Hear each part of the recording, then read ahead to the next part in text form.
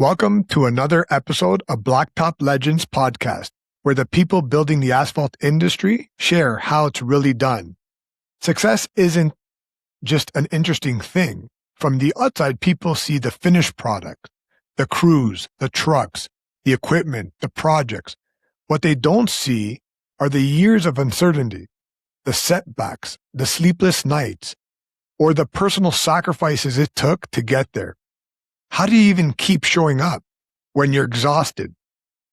When the employees turn over, like the turnover won't stop, or when growth is slower than you expected, when you're questioning whether you've made the right decision, and most importantly, how do you come out on the other side? Today's guest knows exactly what that feels like. Matt Greene's journey didn't just begin in asphalt. He was a teacher, a coach, a carpenter, a project manager, a vice president, and eventually a partner in an asphalt paving company. After spending nearly a decade helping grow one paving company from around 25 employees to nearly 200, Matt took a leap of faith and joined a new ownership group at Top Quality Asphalt. What looked like the opportunity of a lifetime quickly became one of the toughest chapters of his career. High turnover, long days, constant pressure, the weight of trying to build something bigger while wondering if it was ever going to get easier, wondering if it was actually worth it. But through perseverance, hard-earned lessons, an incredible team, Matt helped build Top Quality Asphalt into one of Central Florida's leading full-service paving contractors, serving developers, general contractors, municipalities, commercial property owners, and business owners throughout the region.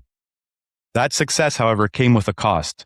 After years of pushing himself without balance, Matt suffered a heart attack that changed the way he viewed leadership, success, and life itself. It's about building resilience. It's about leading people through difficult seasons.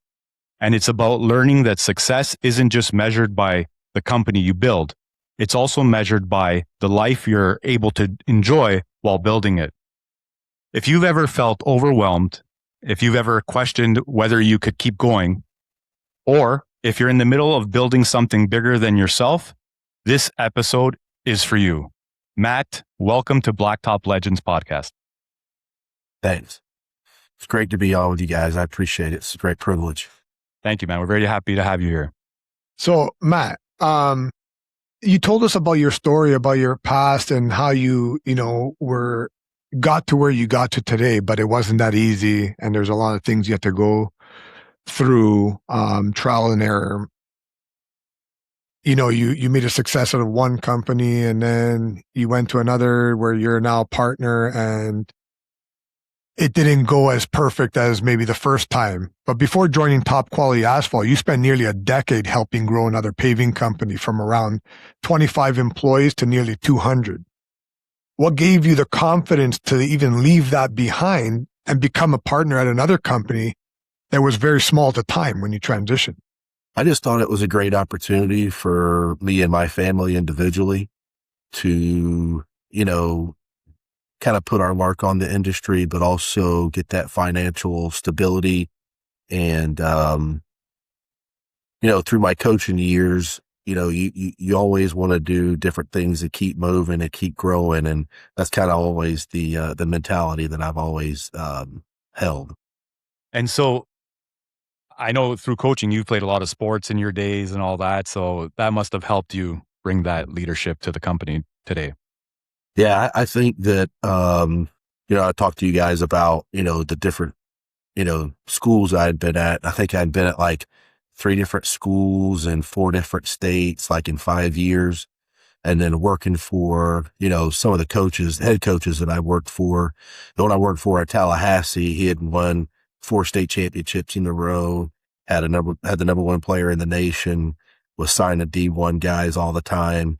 It was a tough job, working for Coach Coakley, but, he taught me, branding, time management, and also kind of thinking ahead, not waiting to be told what to do, so you kind of had to be a mind reader when you worked for Coach Coakley. It was kind of tough. So Mhm. you had to kind of stay ahead of him. I mean, he had also won a number of state championships as an assistant coach already.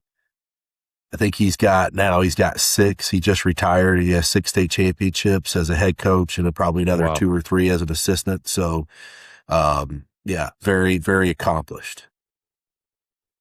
That's awesome. Amazing. And so working for guys like that and, other mentors that I had and my coaching and teaching around, building coaching staffs, I wasn't doing it, but I kind of had the luxury of watching it and seeing the good, the bad, and the ugly. And at that point, I didn't understand it, but by the time I left there and then went to, the first company that I was at, we were smaller at that point, maybe say 30, 35 employees. And that company had already been in existence for probably a decade. And it was kind of fun to be able to come in, be the first project manager there, be the first safety director, the first vice president of construction. I just, kind of worked my way up, and they let you grow there. Tommy was, my mentor. He was the partner with the owner, Chip Tucker, that was there. And they really just, they gave you your title, they gave you your instructions, and they let you run.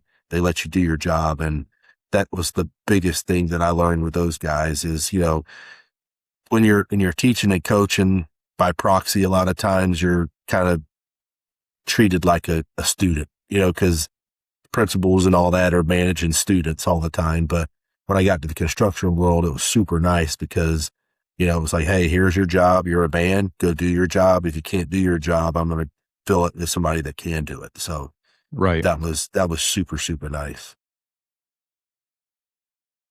And so then when you first joined Top Quality Asphalt, what did you expect and how different was the reality? Like, take us back to those early years and some of the biggest challenges you faced.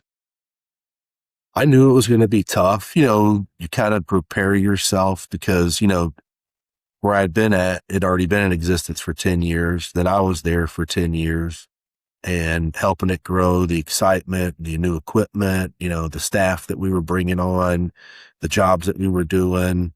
Before I left, we did Legoland, Florida. We did Harry Potter, Transformers. We were doing all this stuff at Universal and Disney, subdivision work. Because the company I was at before was a full site, development company. So we're laying pipe, concrete, your, dirt work, mass dirt work, base, asphalt's at the end. So asphalt paving was just a microcosm of kind of what we did, fully. And, going to Top Quality Asphalt out of that, I knew we were going to be super specialized, but I was able, before I'd left, the previous company, I was able to get into sales for 3 years, 3 of those last 10. Of course, I was terrified. I'd never done that. I'd always been in production, but that really helped me, coming to this company, getting exposed to do a lot of cold calls, knocking doors, that type of stuff that our guys here don't have to do now. But that was the biggest thing there. Got it. You've experienced like growing a successful company as both an employee at the previous company and now as an owner. Like, what's the biggest difference that most people don't truly understand until they're actually sitting in the owner's chair? To me, it was levels. So when I was at the previous company, I come in, no experience. They wanted people that were college educated, but had no construction experience because Tommy wanted to train you the way he wanted to do it. So he didn't want, we did it this way. He wanted you, he just wanted to train you and kind of in his process.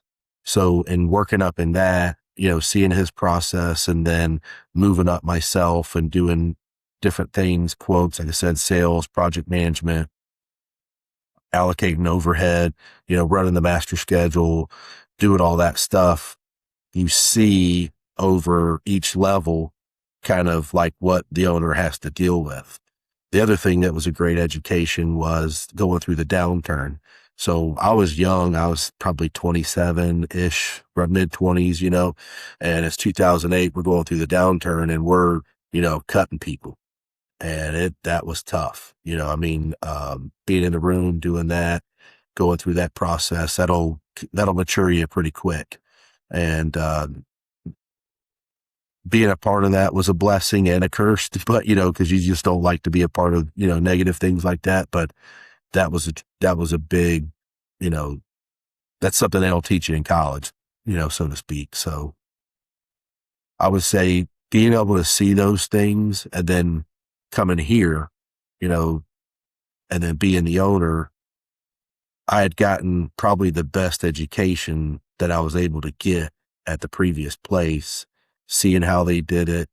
Tommy and Chip were great.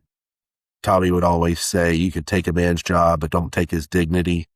You know what I mean? So there was just little nuggets like that here and there that you go through, and you're learning them, but you don't know you're learning them.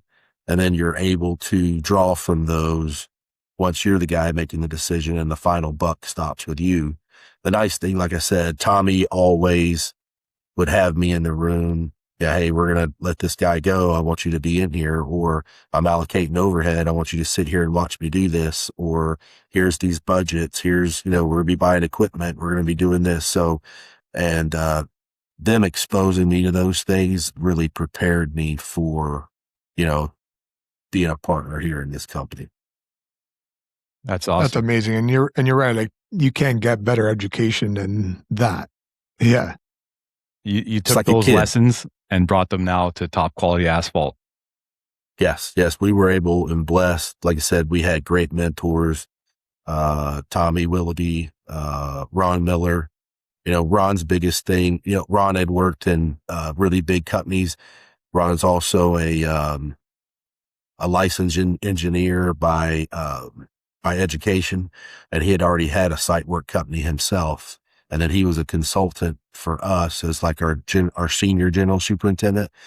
And I would go to meetings with Ron, and a lot of times I'd be super scared because I didn't have the construction background that, some of the guys that you've talked to on here before, where they've actually ran the equipment and done all this. And I wasn't brought into it like that. I was brought into, the running of the company part of it, not working in the company part of it. So Ron would always say, just stick to the facts, speak to the facts, don't be emotional. And I hear that every time I go into a meeting now, whether it's buying equipment, whether it's, letting somebody go, whether it's a contract, you name it. I mean, it's just the little things that you get from those type of guys that at that point, they'd been doing it twice as long as I've been alive. You know what I mean? It's just the vast knowledge those guys had was incredible. Right. Those lessons are invaluable. Yes. And they stick with you for a lifetime. Forever. Like you say, you keep repeating them in your mind. Yes. And I still get scared going to meetings. After 25 years, I still get scared going to meetings and talking to people. You still get butterflies, and it's just part of the process. Like high stakes meetings when there's like, that's right. That's right. Big decisions on the table. Yep. Bids, buying equipment, you name it, you still get the butterflies. I kind of equate that back to when I was playing football in high school and college. If you didn't have butterflies, you probably weren't going to play that well. So I know if I got butterflies going into things, I'll probably make the right decision. That's awesome. Yeah. Like when you're in those meetings, you're dealing with things, whether it's estimating a job that could be hundreds of thousands or even in the millions sometimes, right? Or when you're buying, heavy duty machinery, that's also a big purchase and something to, you got to get that right. If it's the right time, if the budgeting allows for it, if the guys will use it, right? If you'll keep it busy enough. Yeah. And that's the other thing too, is every decision you make as an owner affects more than just you. So, if we've got 35 people working here, then we've got 125, family people, whatever, other people that are involved indirectly because, we're responsible to make the right decisions. So these people are dependent on us for their paycheck and their livelihood. And like I said, some of these guys I've known for 20, 25 years, at two separate companies. Some are newer, but we don't treat them any different. It's just every decision affects everybody's livelihood, whether it's, my two business partners or, our team members from A to Z, the guy that's been here for 11 years running the paving machine, or the guy that we just hired to, come in and do shovel work. And then was there ever a point during those early years at Top Quality Asphalt where you honestly questioned whether it was all going to work or if it was even really worth it? Well, there were a number of times, because when we got here, I knew it was going to be hard, but we were taken over for a previous, ownership group. And I had been a part of other coaching staffs before where you go in and the old coaches want to do it their way. The new coaches want to do it. The new head coaches.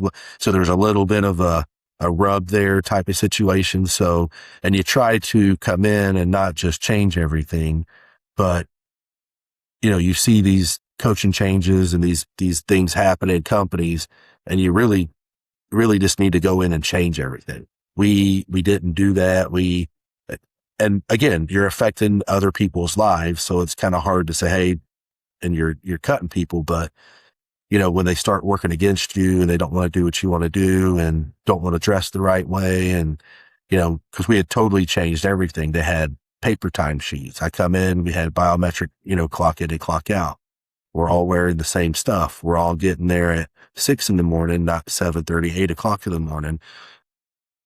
We got guys that were doing, their work on the side. And I'm like, you can't do that. A double-minded man's unstable in all his ways. So we have to have you here doing our work, not your work. And then you come and do our work. And so parsing through a lot of that stuff was kind of tough. But once we got through it and then started bringing our guys in that knew the way that we wanted it done, and then you kind of remember, okay, now this is why Tommy hired us with a blank slate, because he wanted us to do it the way he wanted to do it done. And then it's more productive because everybody's kind of rowing the same way in the boat. You guys were more green back then. Yeah. So once we got that changed, I'd say about year 5 is when it got a little easier, because we had turnover with, guys, and then we had turnover with some, because the previous owner was just bidding and selling himself. His brother was doing the work, and they'd have 5 to 7 people, 10 people sometimes, whatever, a couple dump trucks. And I wanted to run it the way we had done it, at the previous place, where we come in, we have guys that are just quoting work. We have guys that are just running work. We have guys that are just running machines. They're not running machines and then quoting work and going back, So not that you can't do it that way. It's just, I know the way that I was taught to do it, and I seen how it went from 0 to 100 pretty quick. And I knew if we could get here and do it, and, obviously we're in year 11 now and things are so much easier. It's, kind of funny. I talked to my wife about that the other day. I was like, man, it's just crazy. We're not running with our hair on fire anymore all the time and putting out fires and doing this and doing that. It's, but I'm sure like the previous place, they were already 10 years into it when I got there. So when I got there, things were, already in place. So they already had their process, and we just come in and we just fit into the process and then just kept working.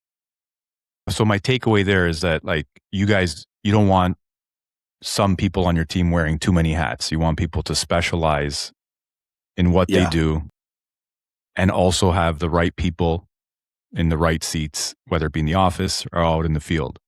Yes, sir. That's correct. Because at the previous place, at the very end, we were overlapping, where before guys were doing their job and then doing it excellent. So that's what Tommy kind of wanted guys to do. Don't worry about that. I've got this handled. This guy's got this handled. But what he did a great job of was guys not saying, well, that's not my job. I don't do that. And that's what we've done here too, as well as, we've got guys that, quote work and sell work and collect it. And we got guys that do it. And like I said, the way Tommy had it built, that's kind of what we've tried to model here and keep moving forward. Because if I've got guys selling work and then they're out running it as the job superintendent, then they're not following up on work. They're not collecting money. They're not, So it kind of snowballs from there where, we've changed even since I got here. So we used to have the guys in the office start at a certain time. And then I looked at it and I was like, are we really being productive, or are we just doing it because we've always done it that way? And so we backed it down. Instead of getting the sales guys getting here at 6, I just got them here at 8. And then you haven't missed a beat. We're selling more work. We're doing more. So that instead of the guys just, working to work, we pared that down. And that's just been, like I said, one thing that I tweaked from where we were at previous. But those guys, when we started at 6, when I first got here, the sales guys were actually running the work, and they would run the job for the guys, the PM / whatever, and, be with the customer and then leave after a couple hours and then go do their other calls. But with us paring this down, it's helped Dwayne, Brandon, and Chris, because now they get out there. It's their job. They've taken ownership of it. They're running it, not the sales guy, not the / sales PM guy. So, and it's helped the quality of life too, because, you really have to create an environment where people want to come to work, have fun. Yes, it's still serious. We all have to get a paycheck, but you really want them to, oh man, I want to come back. And that's what Tommy and Chip created when I worked over there. I, wanted to come in, and I parked my vehicle. I'd walk up, I'd see their vehicles there, and I'd like, oh, it's going to be a good day. Because I knew my support was there. Those guys were going to have my back. And yeah, we were pumped and ready to go. And we had a great team. That's amazing. So like you had the constant turnover was one of your biggest challenges, but then you just didn't just hire people, but you also built like a team and a company culture. Yes. To give everyone. Yeah. Yeah. And when you're doing both at the same time, you know what I mean? And a lot of times too, it's not who you are, it's who you're not. So when we were building that, there were things that were there that we inherited, and right, wrong, and different. People do it different ways. I just knew that this is now my, my gig. I'm the head coach, so to speak. We're going to do it my way, because if I get fired, then I would say, listen, I did it my way. And, I gave it my best shot, and it failed because of me.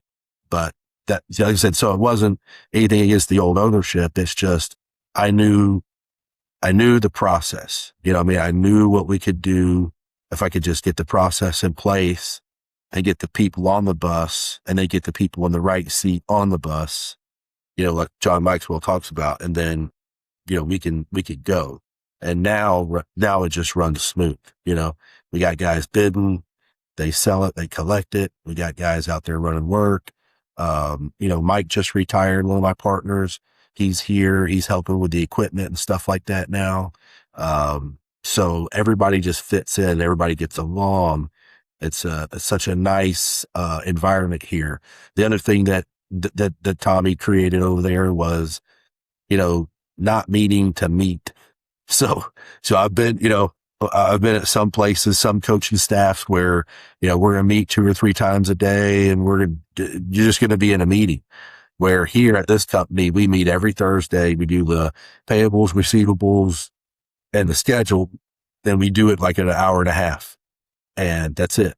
And a lot of times what's nice is we'll sit down, we'll be talking about whatever before, and I don't really interrupt that, So we start at 3:30, and I don't really interrupt if guys are talking about, they just got a dog or a cat, or they just on vacation, they did this.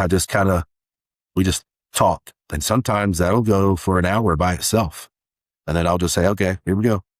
Brett, go ahead. And then we'll start the sales meeting, and then guys go around, do their thing. And then we'll do the receivables and talk about payables. And then, so sometimes that meeting will last from 3:30 to 5, but the meeting hadn't went that long. The business part of it was really the same amount of time, but that camaraderie and that, just talking and that team building. Yeah. Yeah. Is definitely part of it. So, we do huge. A Christmas party, we do safety boots. We do bonuses and things like that. So, we try to do everything that we can. Are we perfect? No, but, as you grow, you just implement, different things every year. Right. Right. That's amazing. And I think I agree with what that concept of let's not meet just to meet, right? It's brutal. Greg knows a lot of time. I'm like, sometimes I feel like there's too many meetings and all these meetings. All we do is have meetings after meeting after meeting, but then nothing is really happening. No. Like we don't need to talk about it. We need to actually take action, right? So let's have implement it. A meeting that means something so that we can actually run with it. And I've been at places too where you're in the meeting and I can't take the phone calls that I need to take.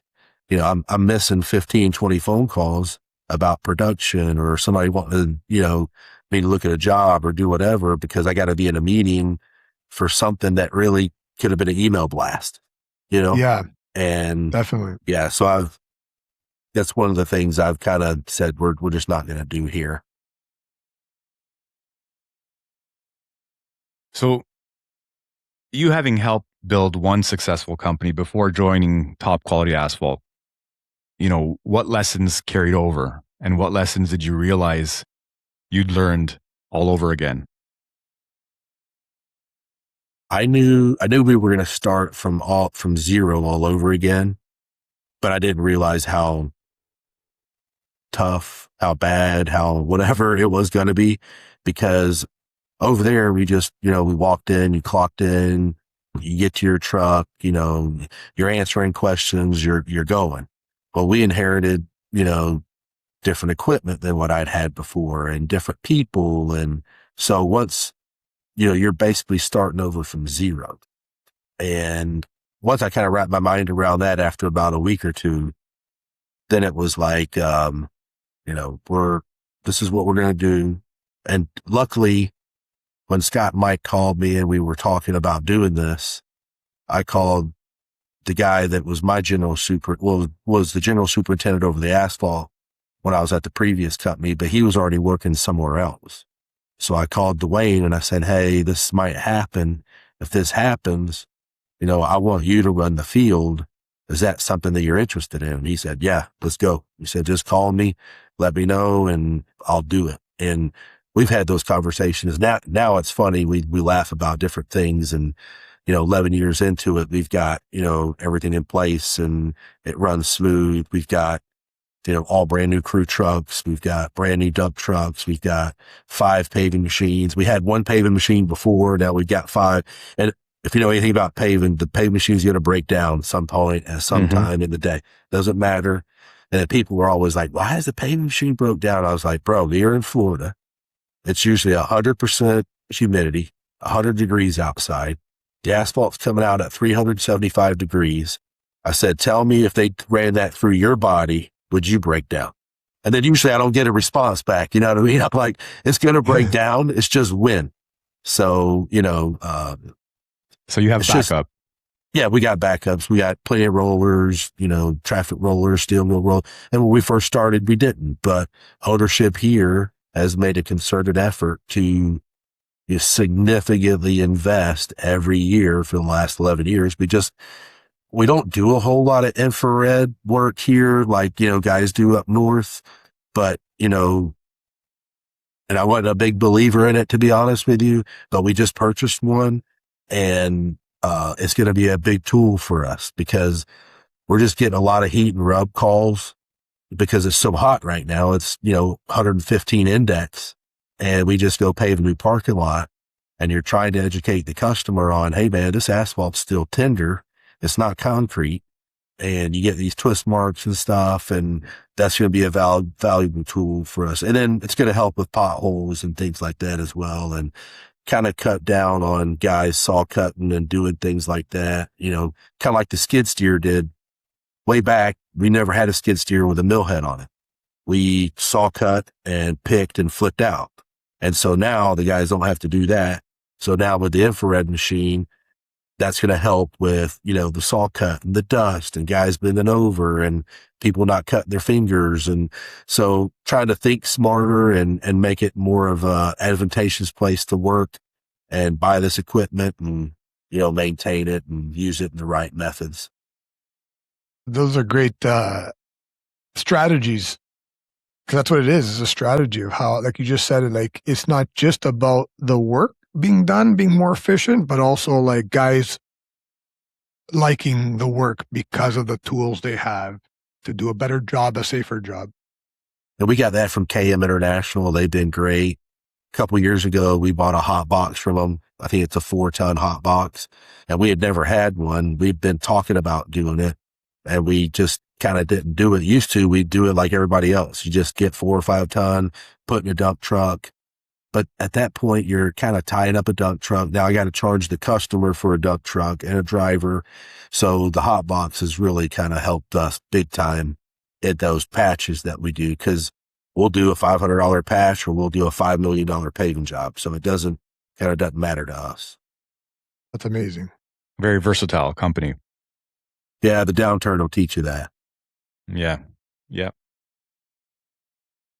Looking back, what were some, like in the past 11 years at Top Quality Asphalt, what were some of the biggest decisions that changed the trajectory of the company and helped it become what it is today?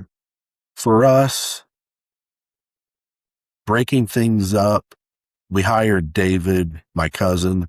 David had worked with us at the previous company that I was at, but then he moved to New York. And he worked with, I don't know if you guys know Kenny Roy at all for Royal Pavement. His dad had a company up there called Powerhouse Paving. And so David worked with those guys for a little while. And then we talked him into coming back and moving back down with the family. And so we added David in 2019 and then made him an inside sales guy. So I was trying to do all those things. So kind of our schedule in the morning is I'd leave the house at say 5:15, 5:30, drive to Mulberry, get to the office a little bit before 6, get with Dwayne and Brandon, get our game plan, get the guys out. And then I'd say, hey, if you need me, call me, but I'm going to be on the road. So at that point, I had the company phone with me. So I'm taking all the phone calls. So I've got, that phone plus my cell phone of all the people that I knew. I'm trying to do these calls, write down. I don't know how many times I've backed into a fire hydrant or something. I replaced probably 3 bumpers on a truck, just trying to run the company out of there. Your phone's just blowing up all day. Yeah, which is a blessing. You want it to be ringing.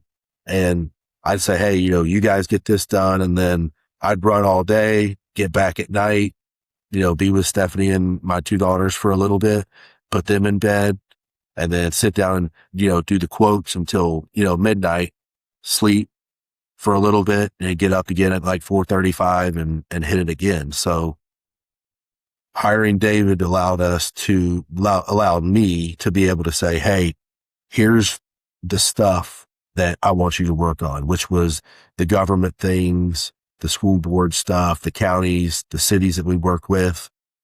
Because those things require packages, you've got to do bid packages and all this stuff. And I was doing those and it was just taking up so much time, and the company had outgrown me pretty quick. So hiring David is what helped springboard us into that next level. So that really helped you, because it sounds like you were in beast mode back then, doing it all until all hours of the day. Yes. And I just remember going, hey, this is just how it's going to be. And I knew Dwayne and them were doing their job. They were, those the grindstone in the field. There were times where back then we just had a dump truck with a trailer. We didn't have a transport and all this stuff that we got now. So we were paving 2 or 3 jobs in one day. You know what I mean? Thank goodness that the traffic isn't like it is now. We can't do that now because traffic here is just incredible. But we would go pave 150 ton here, load everything up, go to the next job at noon, mobilize pave over here, another 150 ton, go over here, so we'd pave 400 or 500 ton in 3 different spots total, and, just be very, very high functioning.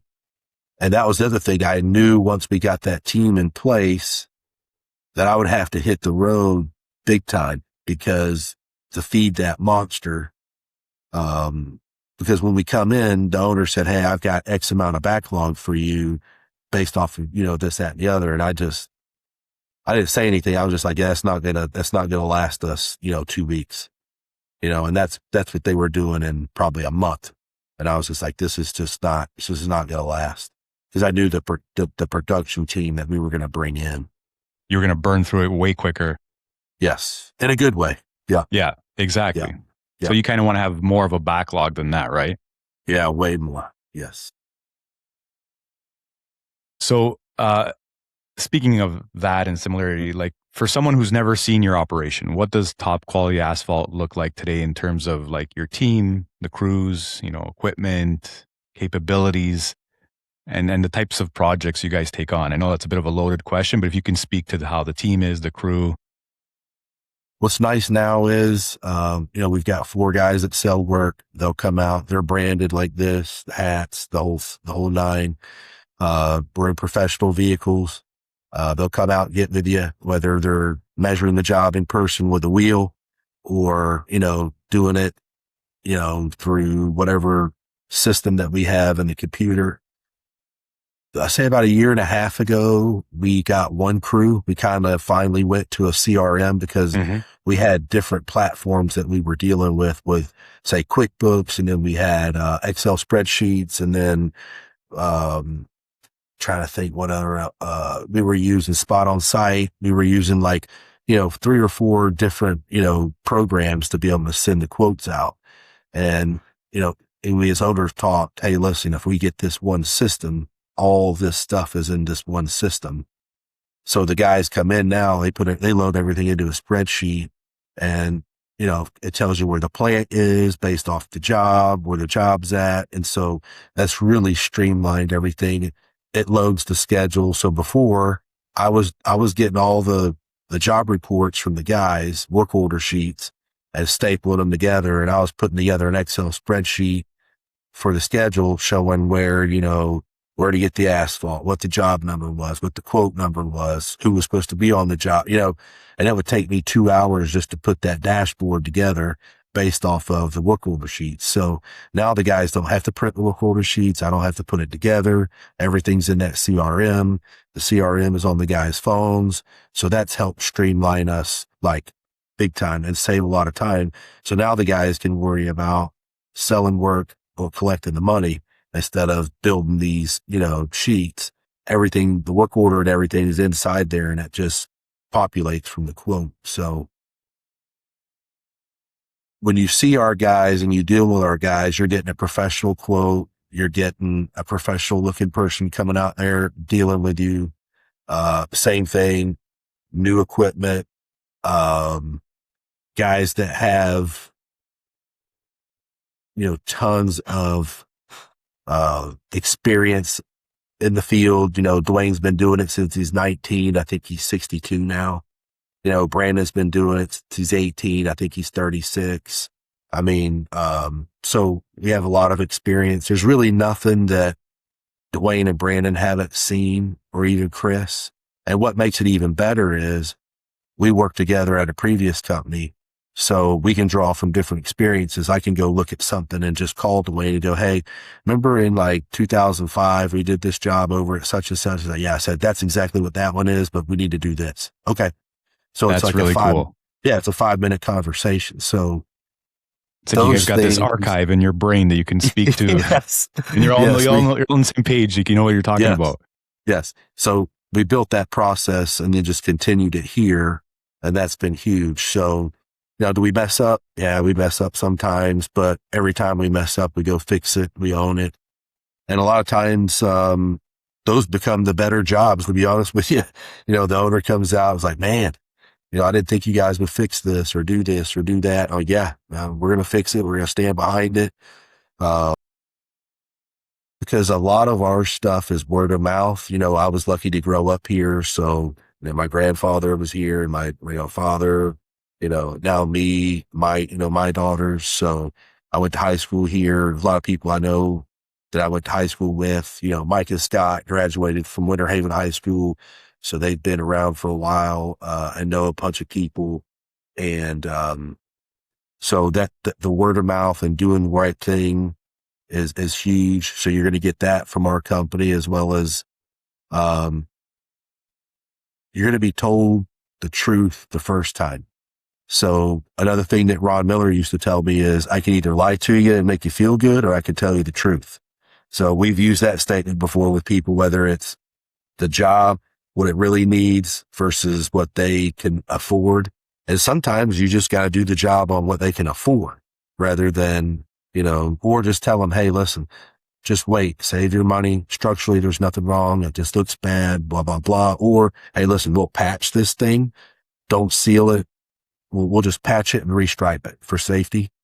Don't seal it. You're wasting your money. This asphalt's 35 years old. Let's wait another 2 or 3 years, come back and overlay and stripe it.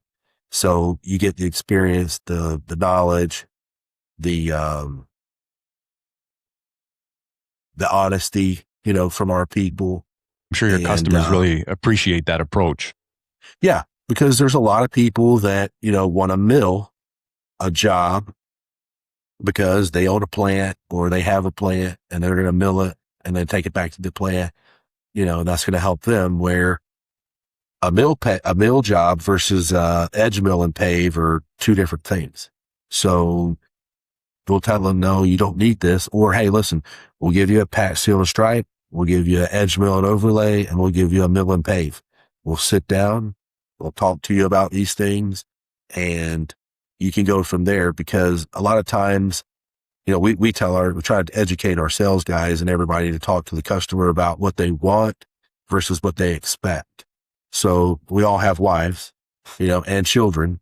What they want and what they expect are two different things. So you kind of, the definitions are pretty defined once you are married. You can figure that out pretty quick. So, Yeah. So we do that with our customers. And that's why we also tell our guys, if they're not willing to walk the job with you, the outside sales guys, then we're not going to go talk to them. Oh, well, they didn't show up. That's fine. Just leave. Don't look at the job. Don't do nothing, because we're going to start quoting stuff out of thin air. I've done it myself, out of just, hey, I got to quote this. I came here. If they're not going to meet you and they're not going to walk the job with you, it's not important enough to them. So it's really not important enough to us to take our time to put this quote together. So that's another thing. That's solid. That's a solid expect, piece of information there. I agree with that. That's really good. We expect the customer to care as much as because we care. Like, our guys want to sell work because it helps them, obviously, with their weekly salary, their bonus, and it helps our guys in the field have work and get overtime. It helps the ownership to be able to make the profit. It also helps ownership to be able to make the profit to reinvest into the company and update the equipment. So we have to have the buy-in from the customer initially. And if we don't, then we're just going to go to the next one, So that's what you're going to get from us, as well as we care. We really care about the job and what you really need, not versus trying to upsell you on something that you don't need. Yeah. And I love that you stand firm on that too. Like, if they're not going to walk the project with you, you just tell your guys leave. And they're probably like, but I'm here. I can measure it. I can give a quote. Yep. Leave. Yep. And Steve and Brett have really kind of bought into that. They're like, yeah, because they'll call the person and say, hey, I'm going to meet you here at such and such a time. Because, Steve and Brett are probably quoting 20, 25 jobs a week. You know what I mean? And probably selling half of that a week, and at a couple million a pop, for, what they're selling, as well as David. David's probably quoting twice that much because he's getting drawings and stuff like that coming in. So Tommy always taught us, if you don't bid it, you can't get it. So that's what we try to do, is we're going to bid it. We're going to bid everything that we got, that we do. I mean, I'm not going to bid painting a house or do anything that we don't do, but if it's asphalt and we can do it, we're going to bid it. But if you're not going to be there, we're not going to best the job. We're not going to bid, because I've had that before myself, where I went out and I bid it and I sent it to her.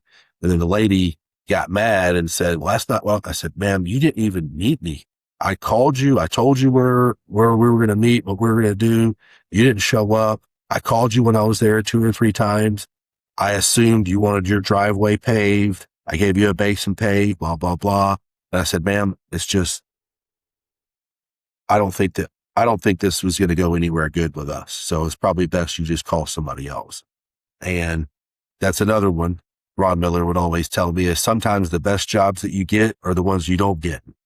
So you got to sniff those out as well and figure out in the bid process, yeah, man, this doesn't smell right. The smell test isn't good. So those are things that we've had to kind of train our guys in. And luckily, Steve and Brett both have, 15 plus years more of sales experience doing other things besides asphalt. So they, doesn't matter if you're selling, pencils or if you're selling asphalt, you can tell if somebody's for real or not. Those are some valuable tips right there you just shared. And some good sayings that you can put on a shirt or something. Yes, exactly. Those are your sales ones. office. Those are good. Even if you do a poster, put them up in your office or around so that everyone sees them all the time. Yes. My wife makes fun of me all the time. She said, you got more little quip sayings than anybody I've ever heard of. I was like, well, you didn't grow up around the guys I grew up around because that's all we did. You're right. And then in terms of like crews, you guys have paving crews, seal coating, asphalt maintenance crews. What's that look like? Yeah. 2 full paving crews, dump truck drivers, sales force. We've got transport. We've got seal coat crew, striping crew. So we try to go 3 or 4 different ways every day. So that's why we have to have these sales guys, constantly, selling work and feeding the monster, so to speak, is what I call it. Monster, feed the beast. Yeah. Because the thing is, you can sell a patch job, but now with this patch wagon, one patch job isn't kind of that big of a deal. You need really 3 or 4 patch jobs. So we could be paving 2 different ways with both of the crews and then fall back and do probably 5 or 6 patch jobs, with that, KM International hot box that we got.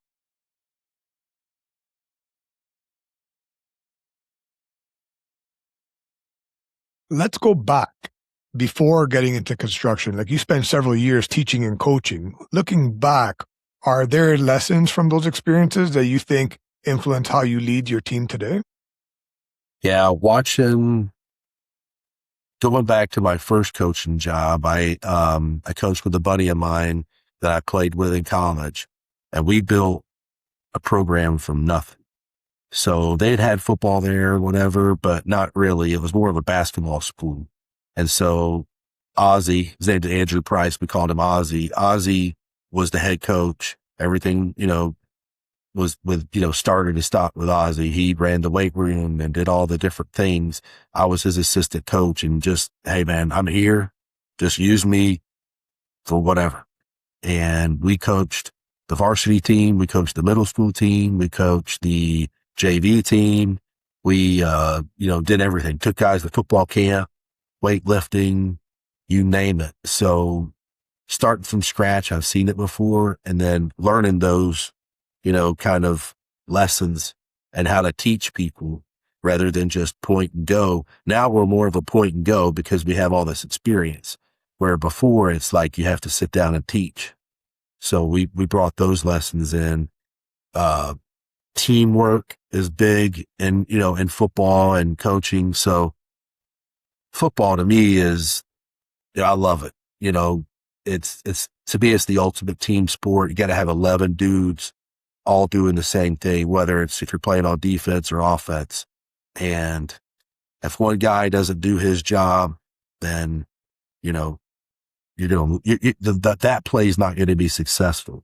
And so the first coach that I played for, he always said first downs equal touchdowns. So that always stuck in my mind, because if each play is successful, you get 10, 12 yards a clip, 4 or 5, whatever, then you're going to score. And it was really a grind mentality. We got to grind this thing out. So that's another thing that we brought into this company is I'm always told people, hey, I might not be the smartest guy. I might not be the best looking. I might not be most talented, but I know this, you're not going to outwork me. So we'll outgrind you as a group. No problem. So where, Kobe Bryant's talked about it, where you go through and only practicing maybe once a day, he was practicing 3 times a day. And over 3 times a day, he was practicing. By year 5, I can't remember the full quote, but he says, by whatever year, these guys are never going to catch up because they're so far behind practice wise. They're never going to catch up. And that was the mentality that I always took, especially when I got to this company, because I was like, mentality. Yeah, you have to, because I knew we were behind the 8 ball to begin with equipment, with trying to change the brand, with trying to make it into what we wanted to do. No shade on the old owners, no nothing on them. I knew what we had to do to be great, and had such an education. If you go back and look, the Lord really put me in great places to be able to learn from superior teachers, and, bringing that into here, and then being able to hire the type of guys that we have here. Are second to none. And you put that all together, give them a process, give them a good quality of life, and treat them right, just like Tommy did me. And I was like, man, if we can just recreate that here, I'm never going to be Tommy. I'm never going to be that good. He's the GOAT. He's like Mr. Stanley. I mean, he's just, they don't make those guys anymore. Right. So knowing that you're never going to be that, but you want to attain and strive to that, and give that same thing that he gave to me, give that to others, and have them, thrive. And that's what we've done. And like I said, it's not me, it's the system, and other people created the system. We just been able to put people in it and go. Coach Saban's another one. I love Coach Saban. He talks about the process, and just going with the process, and don't be result oriented, be process oriented. So we try to keep that, in mind in everything that we're doing. So coaching a football team sounds very similar to running an asphalt paving company. It really is. Yes, it really is, because, if the paver operator is no good, that's your center. He's calling the protections, he's communicating with the quarterback, or you could, center quarterback, however you want to say it, with the paver operator. Got to have a good paver operator. Got to have a great foreman.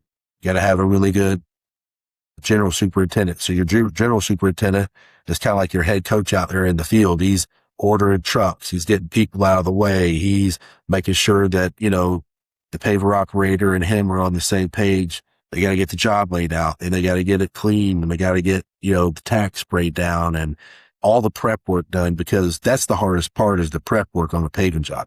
The paving part's really, especially when we're doing city streets and things like that, because you can just sit down and let it ride. This new Weiler we got is self-leveling and does all the good fun stuff, and you're not cranking the screw, you're not doing all these different things. You just sit down, just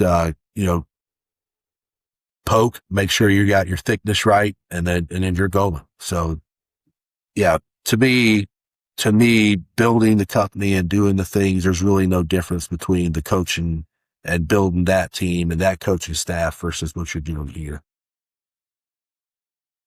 It's amazing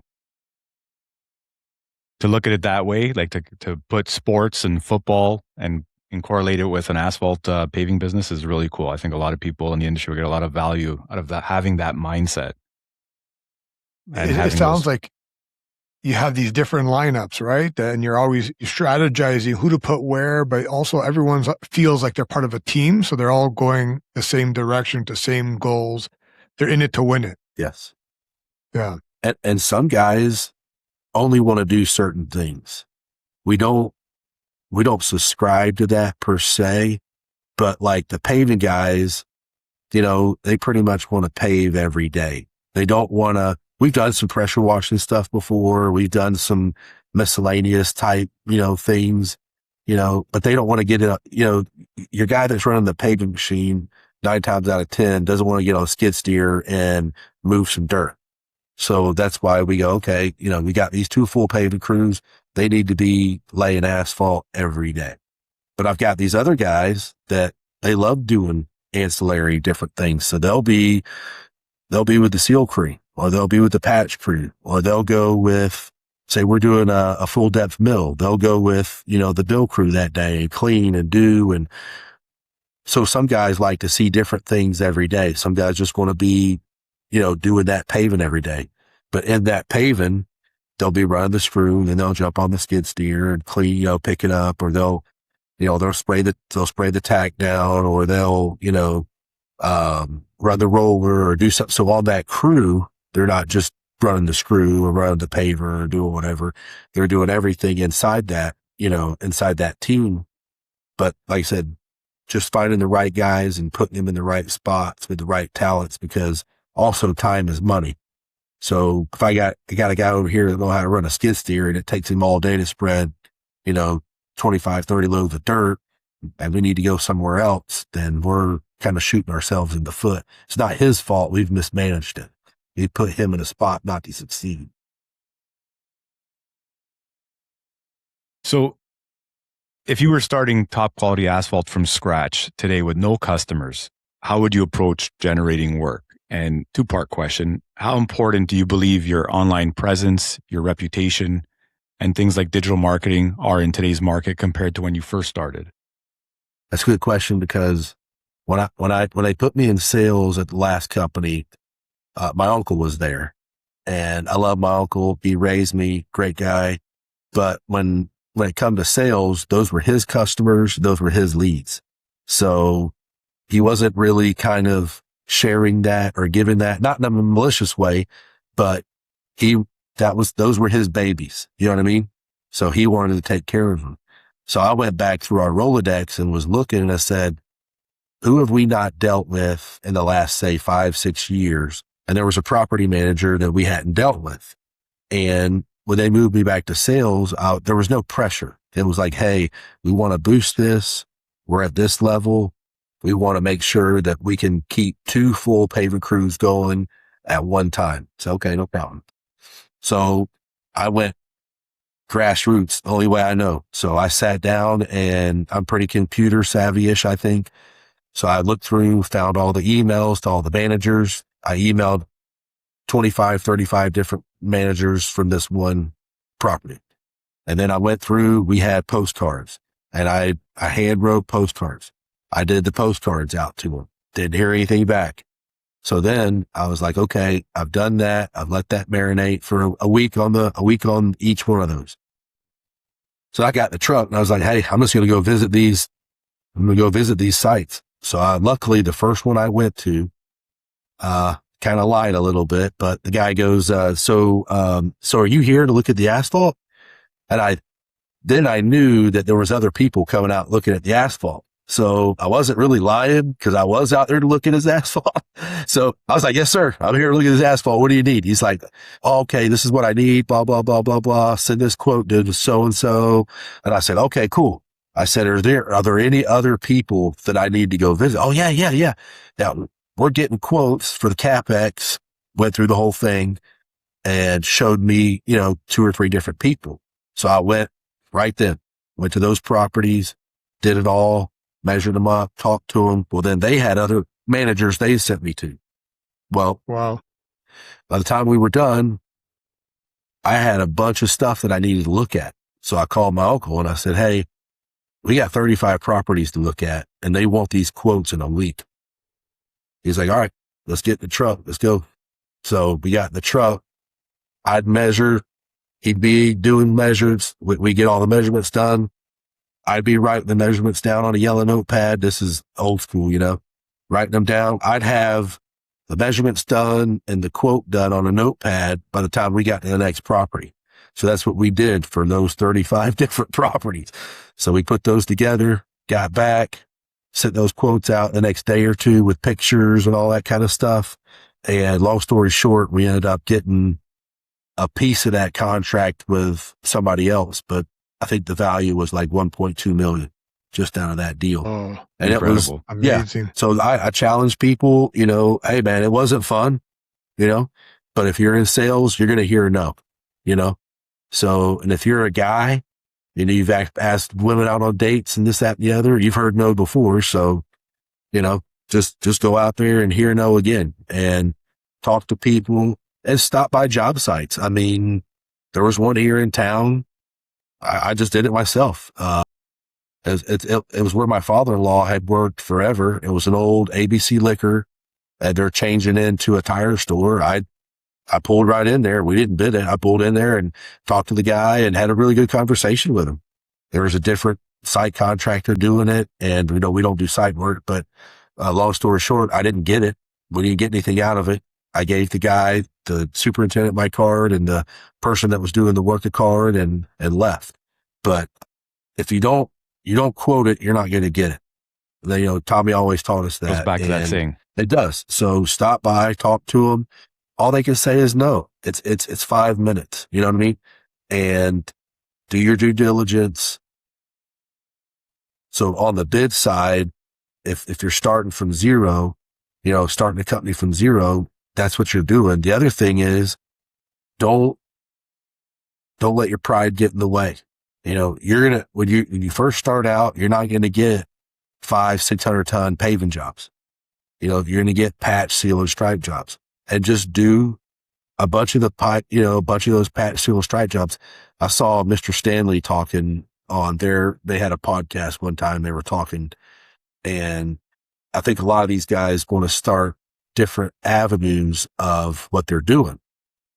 And Mr. Stanley said, if you're good at selling hamburgers, just sell more hamburgers. You know what I mean? So if you're good at milling and paving, just go sell more mill and paving jobs or striping jobs or patch, seal, and stripe jobs. So don't try to recreate the wheel. And then also don't try to do things that you don't know about or you don't have a team to do it, because you're going to lose money and your reputation quick. So just do what you do. Just do more of it. That would be my thing to tell people. And it sounds easy and all that. And sometimes it's not when you're trying to sell work and you're just starting a company. I've been there, but just grind, just outgrind them. You know what I mean? And bid everything you can and think outside the box. Stop by these job sites. You see people working and do those different things. The other thing is, and it's taken us 11 years to get here on that side of things, is social media is great. I do our own. I'm not really, 100% consistent. I try to make sure I'm doing stuff all the time. I love Instagram.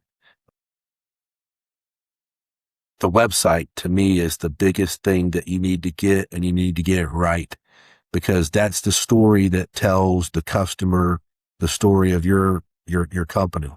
Because I've had people call us and say, man, I looked at your website. We're not even calling anybody else. Okay, great. That's awesome. We're still going to give you a good price. We're not going to jack the number up and all this stuff. We're going to give you a great price. And then I've heard other people say, I looked at 2 or 3 different websites and you guys just do what we do, or the job that I need. And in my mind, I asked them who the other people they looked up. And I'm like, those guys do the same thing. It just wasn't on their website. So the patch, seal, and stripe jobs are quote unquote sexy or whatever label you want to put on it. But if that's what the customer needs, that's what the customer needs. So you need to have a story of what you do on there. Now the pictures need to look professional, and the job site needs to be clean and all this stuff. Don't get me wrong. Don't just start throwing pictures on there because people are picking apart. That's the other thing. If you're on social media, just get ready for everybody to, be, Cracker Jack Jimmy from, the 8th row telling you what he's doing when he's in his mom's basement and never ran a company or anything ever. But, just don't worry about find those people online. Yeah. Just keep doing your thing, man. Don't let these people worry about you, or don't let them worry you. But the website to me is the biggest thing. We went through, we got videos, we've got, blogs, we've got, aerials, we've got pictures, we've got, I went through just recently and put all of us on the website. So now the team can go and see, the customer can see who they're dealing with. You know what I mean? Yeah, so, who's behind it all. Yeah. Yeah. So, here's the majority owners. Here's the minority partner. Here's the sales team. Here's the office manager. Here's the superintendents, because those are the people that are going to be on their job. So that's Putting a face to it. yes, putting the whole face to it. last year, a year before, we hired a company and they come in and did some marketing videos for us. And that was hard for me because I've never done read throughs and stuff like you guys were reading the intros and all that. And I was like, man, I remember doing that. That is not easy. You know, you guys made it look easy, but it's not easy. And you're doing these read throughs and you're walking in and out of trucks and you're walking through a job site and you're trying to memorize this script and all these things. But I've gotten a lot of good feedback from that. We did customer interviews. We did 3 good customer interviews with 3 good customers of ours. And those are reputable people in the industry that a lot of people know. And it's been a great tool for us. We put them on Instagram, Facebook, but they're on the websites as well. So that's all huge. It's huge. And it's an investment. And a lot of times it's hard because a lot of the old school guys say, they can't track it, where they can track a roller. That roller's been on X amount of jobs, 300 hours, I'm making this much money and blah, blah, blah. But I can't tell you if we got 1 job or 8 jobs or 1 billion jobs out of the website, but I just know the feedback that I've gotten from that. And then the other thing that I would tell people is answer the phone. It sounds stupid, but I got a phone call one time. We were in Jacksonville and I was with one of the sales guys. And it was early in the morning because we left at 4, drove up there, looked at something for a buddy of mine. And then I got a phone call from a local company, property management company here. And the guy's like, hey, can you be here by 3:30? I'm like, yeah. So we turned around, drove straight down from Jacksonville, come back, met with that customer. We ended up paving 15 properties for that guy. Wow. So you never know what the phone call is, so kind of don't keep that in your mind of, man, this guy ain't going to do nothing. Just do your deal. You're not there to decide who's going to do what. You're there to quote the work. You know what I mean? So it goes back to Tommy saying, if you don't quote it, you're not going to get it. So grind, quote, answer the phone. Have an open mind and answer the phone. Don't judge people like you can't get the work. Look at that job you guys got, 15 properties there just by answering the phone. Yes. Equaled billions of dollars.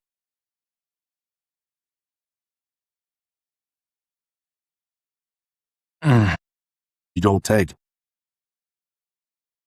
Yes. And that's the other thing, because we'll get to the job or we'll get to the bid process. Our guys do a really good job. They're usually on site within 24 hours of getting the phone call. And then they usually send the quote within 24 hours of the site visit. So we're ahead of time on following up. I just talked to Brett the other day. I was like, hey, where are we at on this? He's like, man, she's still waiting for other quotes. She's made phone calls. So-and-so said they were going to meet her, didn't show up. So-and-so actually met her on the job and walked it. It's been 3 weeks. They never sent a quote. So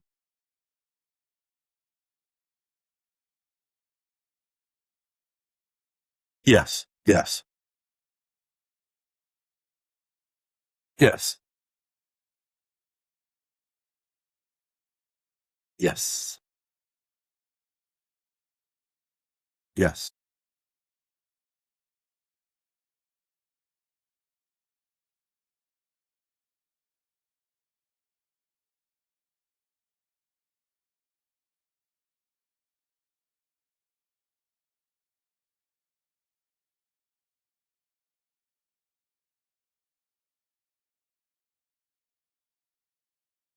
I just want to, before we shift gears here, I want to speak to what Matt was saying about having a really good website. So a professionally designed and developed website and showcasing your work on there and having video production and drone footage of your work really goes a long way because, a lot of different industries out there, they have a showroom or something where they can bring the customer and show their work. Whereas an asphalt business, an asphalt contract, just like any other trade, you don't have that. So to showcase your work, you have to use tools like your website or through video content or on your social media platforms. And then the other thing would be to be showing up online and not missing opportunities in your service area, right? When people are searching on the search engines, you want to be there to capture all those opportunities that you can bid, right? And back to your saying, if you're not bidding it, you're not winning it, like that idea, right? So exactly. I had no clue about AdWords. I had no clue about where you were ranked. I had really no clue about any of that stuff. And once I got here, that was the one thing that I thought that the previous ownership was excellent at. So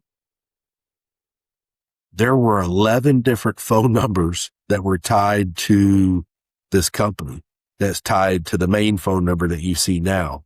So that phone never stopped ringing. Now, I'm not saying that we got, a lot of spam calls and things like that, but we did. But it was connected to Yellow Pages. This is going back, you know what I mean? So back then, Yellow Pages had an app. And like what you were saying, Paulo, about, voicemails and things like that not being answered, the voicemails would go to that Yellow Pages app. So I was able to go in there, write that up, and then, call them back. And the way we do the leads now is we write up a lead, hand it to the project manager, and then he continues to hammer that person until we get an answer, whether we go out there and look at the job or they just say, hey, we're not doing it or whatever. But that's where your CRM also comes into play, because our CRM gives our guys reminders, and it also sends out follow-up emails that look professional. Hey, so-and-so, I was out there 2 weeks ago, just want to follow up on this bid. So that is another tool that, helps your sales guys do the job that they should be doing. exactly. And it doesn't have to be one crew. I mean, we use one crew. I researched it for a couple of years. I saw them at an Ignite conference in Clearwater, and I was really kind of, that was the one that I wanted. But, you don't have to use that, but just, I would challenge you to use something, because the old way of doing it through QuickBooks and an Excel spreadsheet and things like that, if you're wanting to scale your business, it's not going to help you get to that. And it's going to cause you a lot of undue stress. Definitely. You need some type of dashboard. Yes.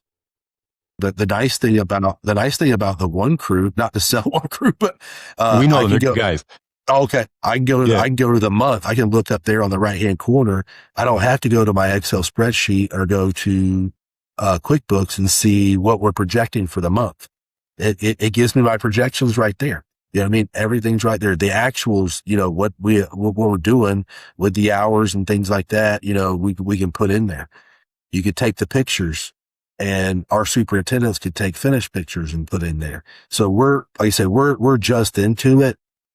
You just had, Huntington Paving on, right? Danny and those guys. So Danny called me and we talked through it, and he knows, Kenny Roy and those guys. And so that's who I called, because Kenny to me is a guy that's, he's on the paving machine. He's done all those things. And he's also a guy that's in the office. So a lot of times I like to listen to those guys, because I don't have the advantage of, being able to be on the equipment. So he was like, yeah, it's great. So that was another thing that helped me say, yeah, we're going to go with one crew, and it's been great.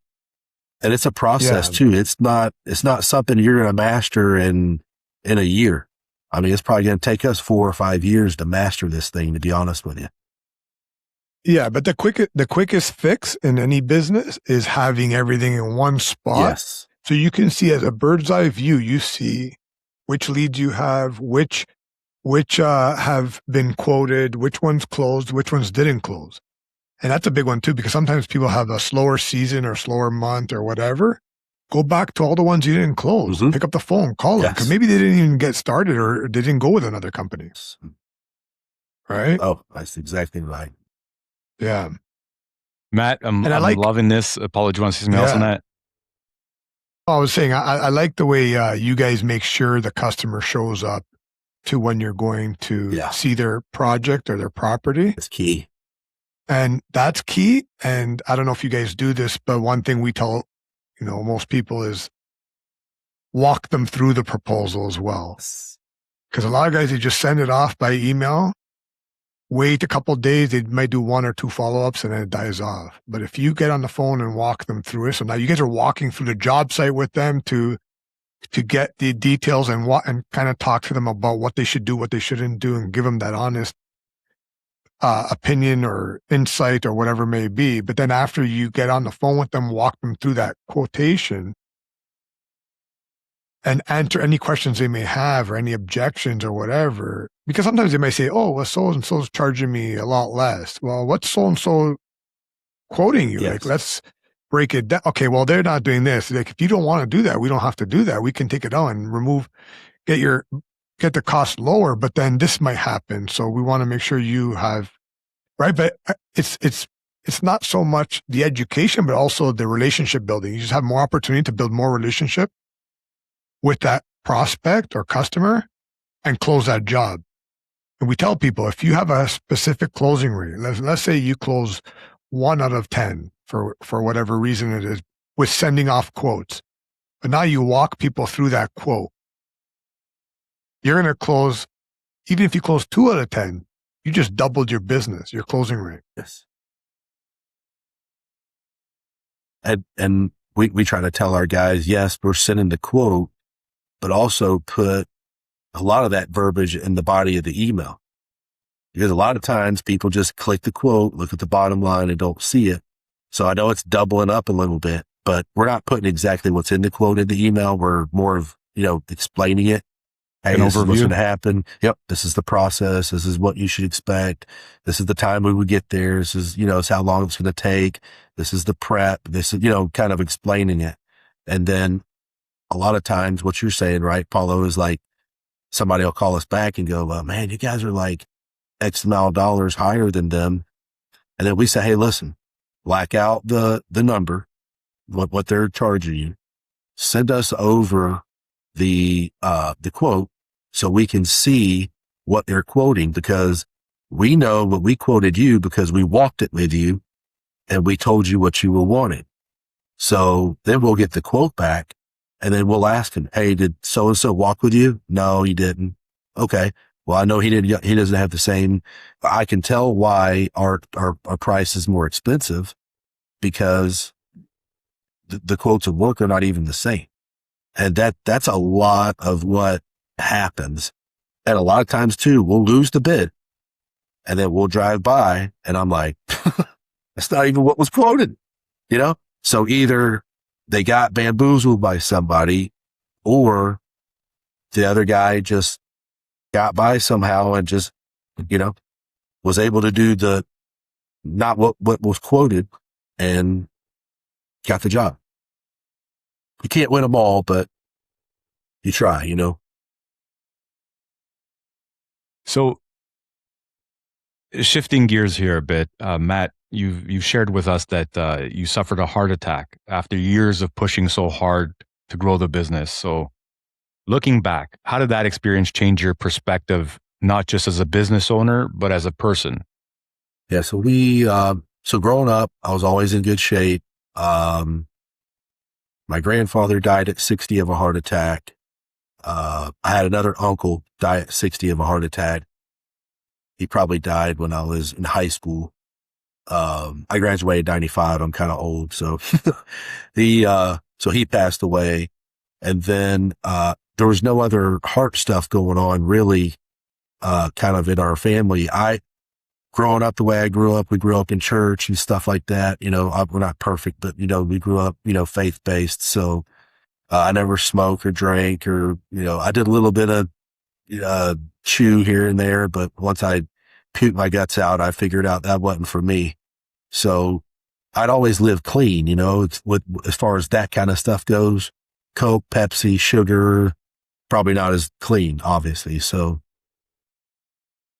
come to find out, 2023, after being here for, say, 7 years or so, and after, doing all the theme park work and working at night and doing the things that we were doing at the other company, stress, not eating right. I was 32% body fat. So I was snoring. Stephanie wasn't happy, just not sleeping. So I finally went to a lady that does hormone replacement therapy here in town. It's called Eternal Youth and Aesthetics. And Joni did a great job, did a full blood panel.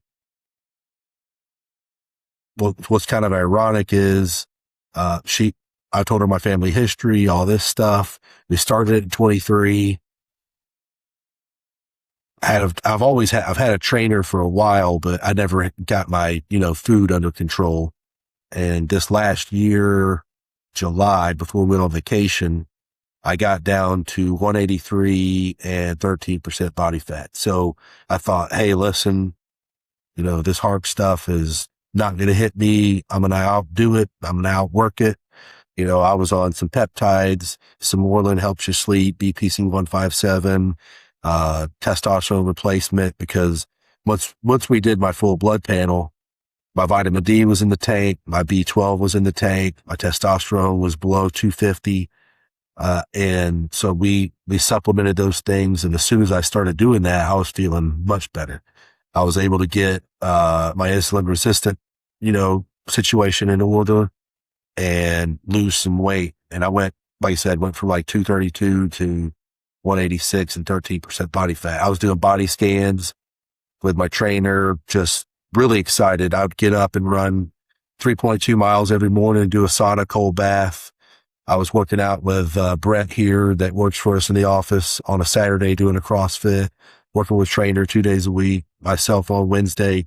Like I said, Greg, Paul, I thought I was going to outrun this thing. I was going to beat it. Like I've done everything else, basically, Yeah, you were going hard, working out, taking care of yourself.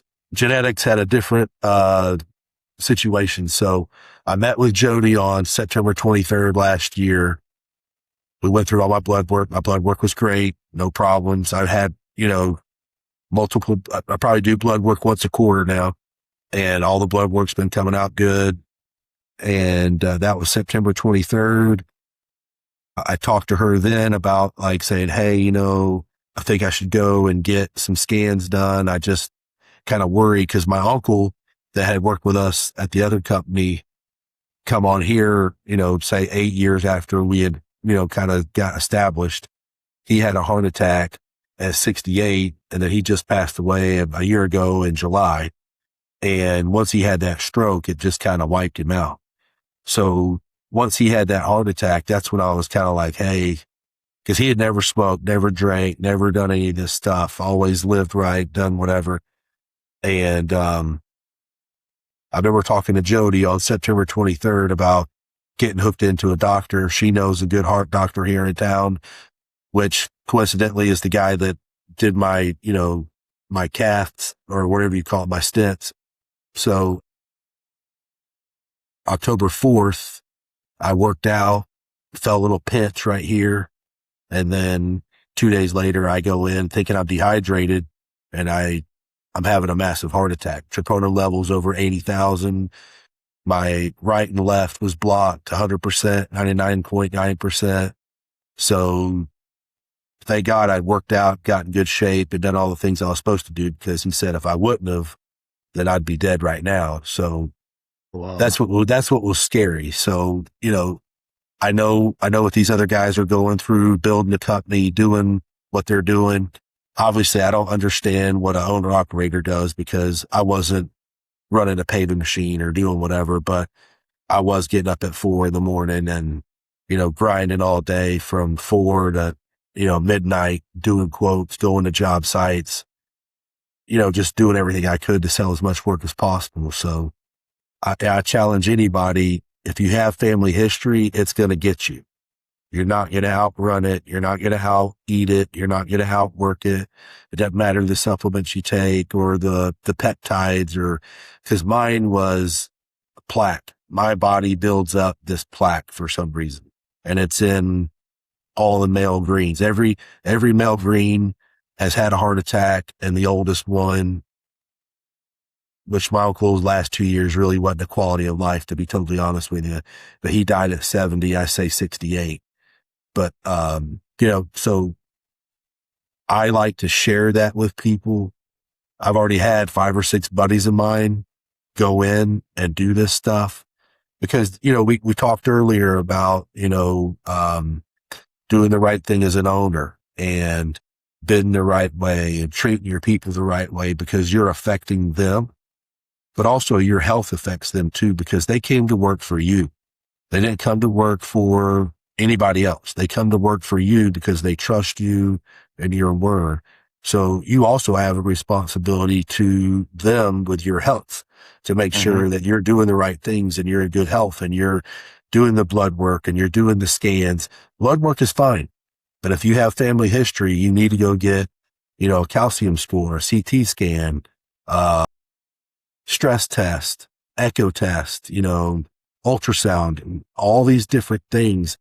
And it's not just one. Don't just get one. You got to get them all because they're like puzzle pieces, just like anything else. They tell a story.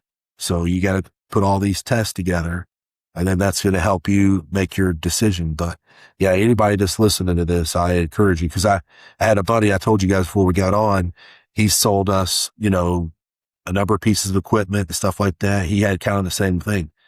Had a little chest pain. Wesley and I are good buddies. We went to Lee Boy Factory together and walked it and flew to North Carolina and all that kind of stuff. So luckily he went in right away, and he's having some kind of heart arrhythmia, something like that. I don't think he had a full blown heart attack, but, I've had another buddy of mine that's my accountant. He had some things show up on an EKG they didn't like. And then, he went in and did some other tests and stuff. So yeah, anybody that's listening, I just encourage you to take care of yourself. Thank you for sharing that, Matt. And I'm happy that you came out on the positive side of that. Yeah. There's some takeaways there because you did all the right things with, training and watching what you eat and growing up, no smoking or drinking. And so your thing is mainly genetics. And would you say the stress has a big part of it too? Yeah. Dr. Ty said the stress is a big deal. So I really do a lot better job now of managing our stress. Naturally, I think I'm more of a people pleaser type person. I want everybody to be happy. I want everybody to be taken care of. I really care about myself too much. I really want everybody to make what they make and be happy and do whatever and all that kind of stuff. So when you're that type of a person, you tend to take on a lot of things that you shouldn't. And so I've had to manage myself that way. And then I always thought every job should go perfect. You know what I mean? So when I get there, I'm not a cusser. I'm not a guy that gets, upset, flies off the handle or whatever, but I get there and there's cups on the ground or there's asphalt in the bushes or, you know what I mean? I'm like, guys, so they're not done paving yet. You know what I mean? It's like they're not even left. And so I'm kind of just going through that. And you do that on 1 or 2, 3 jobs. And then you're looking at quotes and then somebody's not paying you on time. And then, you know what I mean? So all this stuff starts mounting up. That's just stuff at work, not even at home. You know what I mean? So, then you're going through, daughter not doing good in school or somebody got in trouble or, Stephanie backed into something or, it's just all these things. It's one thing after another. Yeah. And you got to be able to manage your stress. Tommy was great with telling me about that. I didn't really listen. That's the one thing I probably didn't listen to him well enough about. But the one thing that he said he did was he would come home and him and his wife would watch a movie together, a show or whatever you want to call it. You know what I mean? A program, whatever. And I've found that if I can do that at night with Stephanie, we like the Taylor Sheridan stuff. The Madison was real good.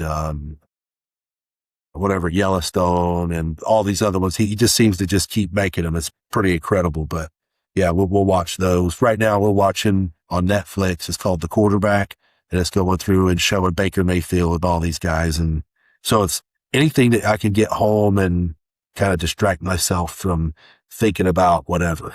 So kind of like winding down with your wife or your significant other, a decompression. Yeah, definitely a time of doing that. You got to do it. And I know it's hard and I didn't do a good job of it, obviously. And the, 49-year-old Matt telling 37-year-old Matt that whenever we have work to get done and we got to build this company, and it's going to be tough to tell him, but if I would just, there's areas I could have done a lot better. And I just challenge guys to see that. Yeah. Thank you for sharing that, because I'm sure there's asphalt contractors across the country and even other countries in the world that are just going haywire right now, like just Yeah. working their hardest, and you got to take care of yourself. You got to manage that stress and also make better choices of what you're eating and stuff like that too. Yeah. Drinking, Yes. you know, not all the pop all the time, and Yes. healthy food choices if you can. Meal prep. Yes. So when you're on a job site or if you're in the office, you have healthy foods and you don't have to like go to like fast food places and stuff like that. Yep. And ask for help. I think that's the biggest problem probably men have, but you know, when you're doing things or starting a company or whatever, asking for help is super hard. But if you need help, you just got to ask for some help. Definitely. I think pride is something that most of us men have, and you don't want to ask for that help, or you want to pretend, maybe is a word, I don't know, that you are invincible, but we're not. No. We're not. And one thing is, everybody should be asking, why are we doing all this for? Like, what's all this hard work? And I mean, what's it for at the end of the day? It's not for just to work hard and kill ourselves. We're doing it for our families. So you need to go home and spend time with your family. You need to make sure you make it home and disconnect from the business, like no matter what, because there's always going to be issues in the company, no matter what. Yep. As entrepreneurs, business owners, growing business, yep. It's never going to end. So why are we trying to like ruin 100% of our life for maybe, I don't know, like we could call it 70% maybe that we're at work, 80% of the time. Yeah. Right? But yeah. Let's have a little fun here. So I'm going to ask you a bunch of questions and just whatever comes to mind. If your team was sitting here with us today, what would be like one thing they'd all laugh about and say, yep, that's Matt?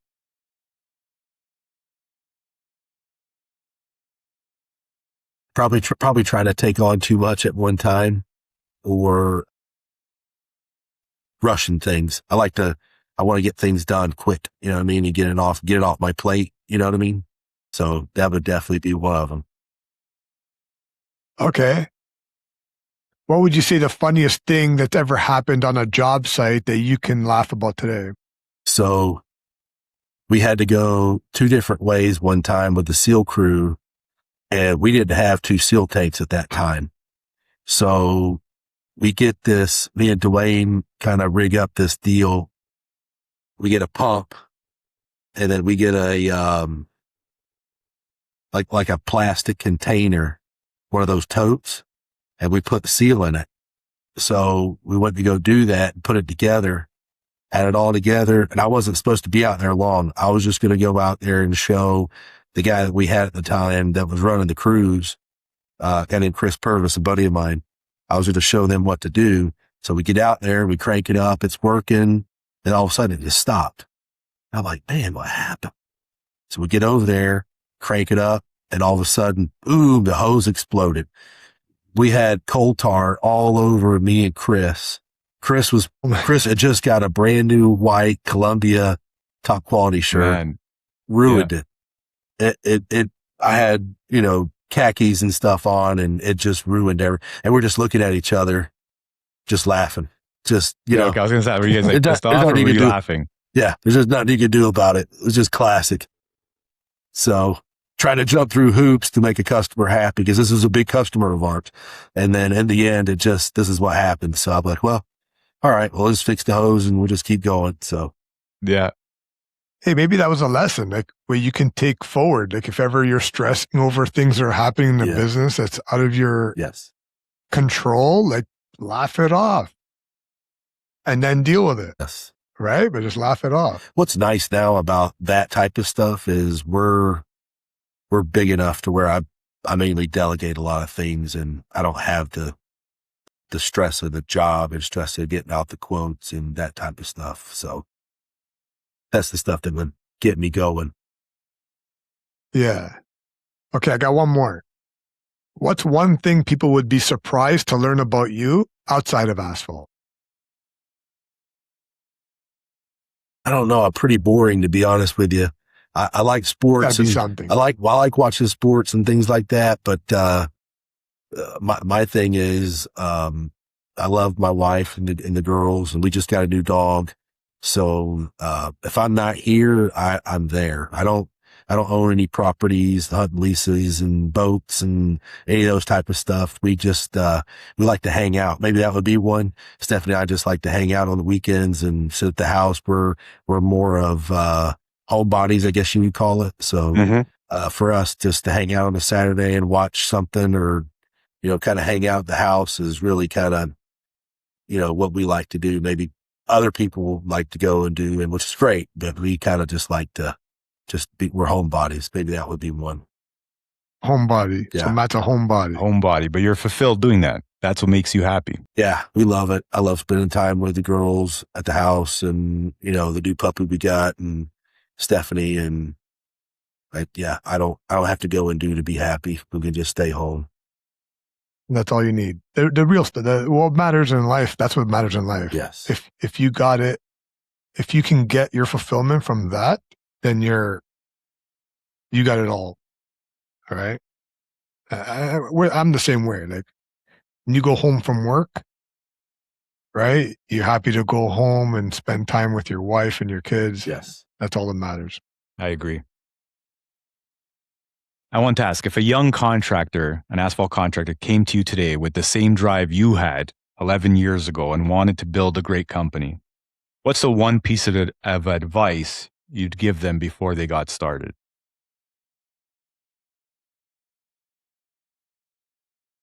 Just know that it's going to be hard, but then know that it's going to be 3 to 4 times harder than what you think it's going to be. So just expect that. So expect the worst to always happen. Sometimes I get accused of being a doom and gloom guy, but yeah, just always understand that it's not going to go right. It's not going to be easy. But if you outwork people and you're there, you answer the phone, you do the right thing, it's not that hard. People want to, well, we need to meet, or we need to put this system in place, or we need to do this, or we need to have this fancy app, or we need to, my thing is, man, just go quote the work, bid it, sell it, collect it. That's the name of the game.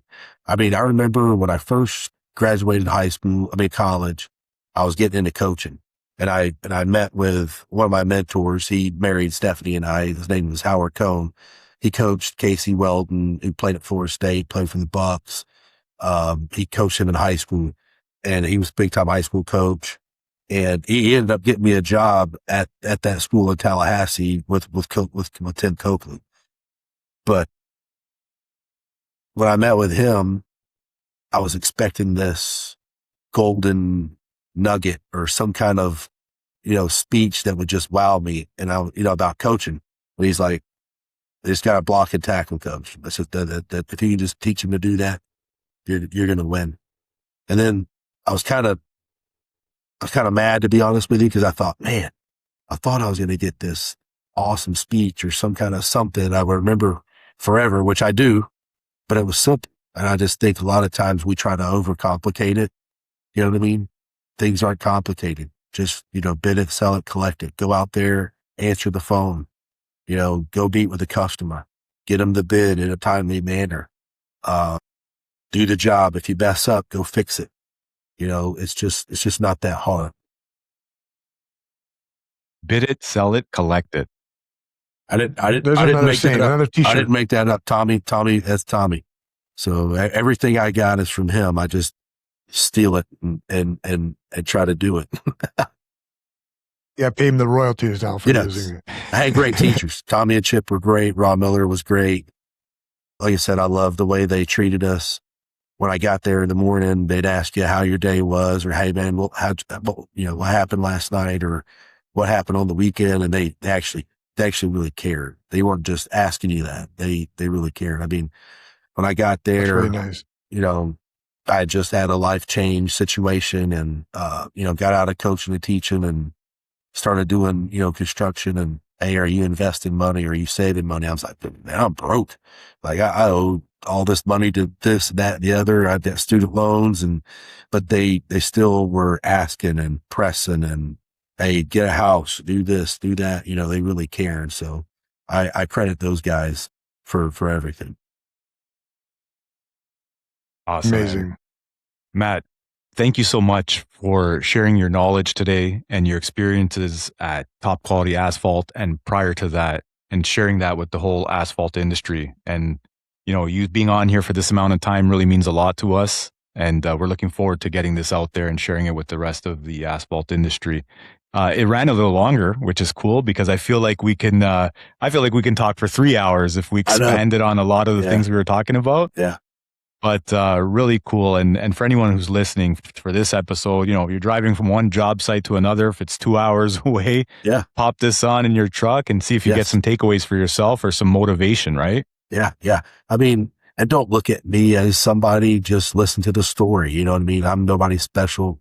I mean, if you want to see somebody that's really good, you turn on American Pavement, those guys, you see Mr. Stanley and Matt and those guys and Josh and that whole setup. I mean, that's pretty incredible. But if you can just get the little thing out of what I said, then that just makes you that much better. Thank you, Matt. 100%. Yeah, and the Stanleys are an awesome family, and and they do so much for the industry. But hey, man, you've shared a lot today. There's a lot of takeaways here that a lot of people are going to learn from you today. So again, Matt, thank you so much for joining us on the Blacktop Legends podcast. Such a pleasure having you. Hello, Greg. Thank you. Appreciate it.